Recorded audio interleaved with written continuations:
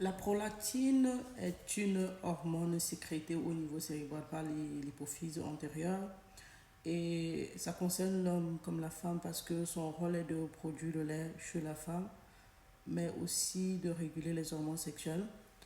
Tu réguler les hormones sexuelles, c'est un gros mot, du moins ça intervient dans la fertilité, que ce soit chez l'homme, que ce soit chez la femme. Chez l'homme en aidant à la sécrétion de la testostérone. Ça veut dire que si tu as la prolactine élevée plus qu'il en faut, c'est-à-dire au-dessus de la norme, et là on parle de quelle valeur par exemple? On parle de entre 4,8 et 23 nanomètres par millilitre chez la femme et entre 4 et 15 nanomètres euh, par millilitre chez l'homme. Vous allez souvent voir l'unité de mesure NG, c'est le nanomètre par millilitre. Donc, du coup, si on a les valeurs entre 4,8, disons entre 4 et 24, 4,8 et 23 chez la femme et entre 4 et 15 chez l'homme, on va dire que ce sont les valeurs normales. Mais si c'est au-dessus, naturellement, on va s'inquiéter. Et si les valeurs sont très élevées, chez l'homme, par exemple, ça peut causer le dysfonctionnement érectile. L'homme n'arrive pas à bien se lever. Ça peut causer l'infertilité, ça peut aussi causer la grosseur, les seins qui augmentent. On parle de yeah, gynécomastie, c'est ça? Ah, du moins, écrivez ça en commentaire si j'ai mal prononcé. Donc, du coup, ce sont des problèmes qui peuvent arriver. Ça ne regarde pas chez la femme, seulement la femme. Et chez la femme, ça va causer naturellement une infertilité ou alors l'écoulement du sein alors qu'elle n'est pas enceinte. Et on va parler de galatorrhée. Et ça peut causer la baisse de la libido chez les deux personnes, chez les deux sexes, mais aussi la sécheresse vaginale chez la femme. Donc, du coup, c'est un problème à prendre au sérieux. Du coup, parmi les aliments, il y a des phytoestrogènes. Je vous en parlais déjà dans une vidéo que si une femme a les myomes, elle ne doit pas consommer les aliments qui contiennent des phytoestrogènes. Mais là encore, on vous parle ici de la prolactine. Les phytoestrogènes sont par exemple contenus dans du soja et dans un type de haricots. On va parler des légumineuses ici en général, mais un type de légumineuses comme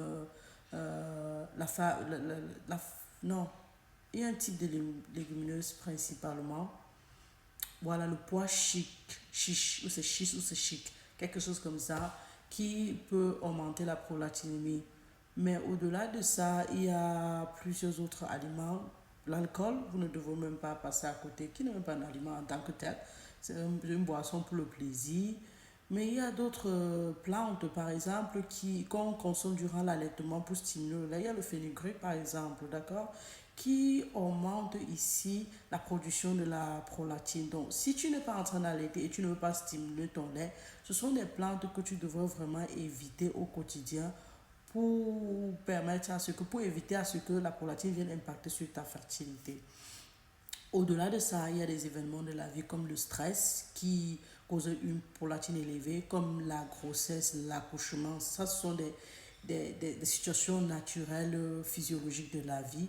Le stress peut te causer l'hyperprolactinémie, c'est-à-dire tu pars à l'hôpital durant une période que tu stresses, peut-être tu as perdu un être cher ou tu traverses une période difficile et ta prolactine est élevée alors que normalement ça ne devrait pas. Ce sont des pics périodiques que si tu repars après, ça ne sera pas élevé. Donc, du coup, c'est toujours important de faire l'examen au moins deux fois ou de demander un second avis ou faire dans des laboratoires différents avant de déterminer quel est le diagnostic final.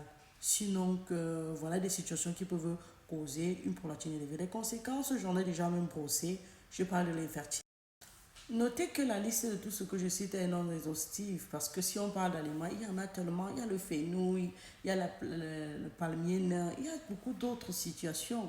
Il y a par exemple des situations de la vie que je n'ai peut-être pas mentionnées qui impactent sur la prolactine. Je vais prendre l'exemple par exemple du syndrome des ovaires polykystiques ou encore qui est encore connu sous le nom de la dystrophie ovarienne. Chez d'autres femmes, par exemple, ça impacte sur la prolactine, mais chez d'autres, non. Donc, du coup, ne prenez pas. Il y a des situations où la prolactine est élevée, on ne connaît pas vraiment la cause. Elle est idiopathique, ça n'a pas de symptômes, on ne s'inquiète pas. Donc, du coup, si je parle des signes, des conséquences et autres, les listes sont vraiment, la liste est vraiment non exhaustive, c'est une indication. C'est pour cela que je vous invite toujours à aller rencontrer les médecins. Et le médecin qui s'occupe des hormones en général, c'est l'endocrinologue. Il est tellement content. Mais commencez chez votre gynécologue qui va vous référer. Par exemple, la baisse de la libido peut être, c'est pas forcément que tu n'aimes pas ton homme, bien que c'est souvent le cas. Ça peut être un problème de la prolatine. Donc, tu vas pas rester à la maison, chercher les astuces, boire ceci, boire cela, sans vraiment aller rencontrer un médecin pour voir s'il y a un problème de fond ou pas. Donc, du coup, du coup, c'est que je ne fais que dire, oh, moi-même. Donc, il faudrait donc, en résumé, savoir que la prolactine, effectivement, agit sur l'infertilité, c'est-à-dire que c'est une forme de contraception temporaire. Mais c'est pas parce que tu allaites, on te dit que c'est une forme de contraception que tu ne peux pas tomber enceinte. Ce n'est pas chez toutes les femmes. Ceci dit, ça agit sur le cycle menstruel, ça rend le cycle irrégulier. C'est souvent un signe qui envoie souvent les femmes à l'hôpital. Mon cycle est très irrégulier. Je vais à l'hôpital, on me dit que ma prolactine est super élevée. Et donc, je ne peux pas concevoir. Donc, quand on parle de l'allaitement ici, ça va agir sur les règles sont régulières. D'autres femmes finissent d'accoucher, elles te disent, oh, depuis que j'ai accouché, mes règles ne viennent plus normalement parce que tu allaites, ou alors peut-être ta prolactine a commencé à connaître des problèmes, ou alors peut-être tu as sevré et parce que l'homme te stimule le sein, le lait continue de se produire parce que si tu es en train d'allaiter ou tu as fini de sevrer l'enfant, ça n'a pas duré, le père vient sucer, il est en train de stimuler. Vous savez bien que c'est quand l'enfant suce le sein que le lait est stimulé. Donc du coup, on comprend naturellement que oui, si ça continue à être stimulé, peut-être même avec les habits qui sont serrés, ou alors peut-être l'activité sportive, oui.